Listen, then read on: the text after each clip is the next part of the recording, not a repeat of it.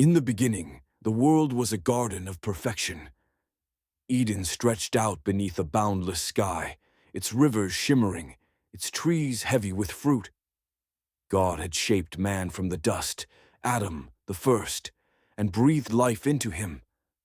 From Adam's side came Eve, his companion, and together they walked in harmony with their Creator. God gave them dominion over the earth, every creature, every plant, with one command: eat freely of any tree, but the tree of the knowledge of good and evil, you shall not touch it, for the day you do, you will surely die. For a time all was well. The air hummed with peace, and the mornings glowed with innocence. But deep in the garden, a shadow stirred. The serpent, craftier than any beast, slithered to Eve one day, his voice smooth as silk. "Did God really say you can't eat from any tree?" he hissed. Eve paused, glancing at the forbidden tree, its fruit gleaming like a secret. "No," she said, "only this one. God said we'd die." The serpent's eyes glinted. "You won't die. God knows that when you eat it, your eyes will open. You'll be like him, knowing good and evil." Her heart stirred. The fruit looked good, ripe with promise. She reached out, plucked it, and took a bite. Then she handed it to Adam, who stood nearby, and he ate too.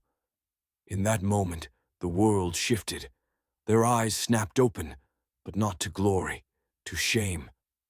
They saw their nakedness, their vulnerability, and scrambled to cover themselves with fig leaves, stitching their innocence away.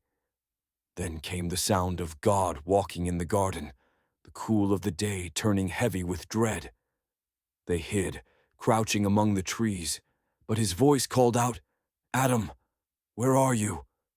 Trembling, Adam answered, "I heard you, and I was afraid." God's gaze pierced them. "Did you eat from the tree?" Adam pointed to Eve.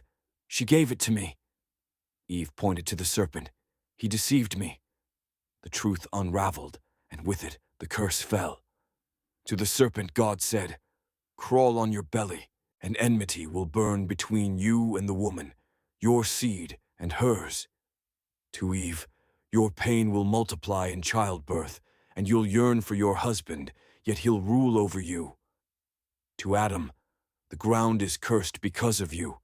By sweat and thorns you'll toil until you return to dust." And so, God drove them out of Eden, placing cherubim with flaming swords to guard the way back to the tree of life. The garden faded behind them, and the world grew wilder, darker. Sin had entered, a crack in the soul of humanity, and with it, the long wait for redemption began.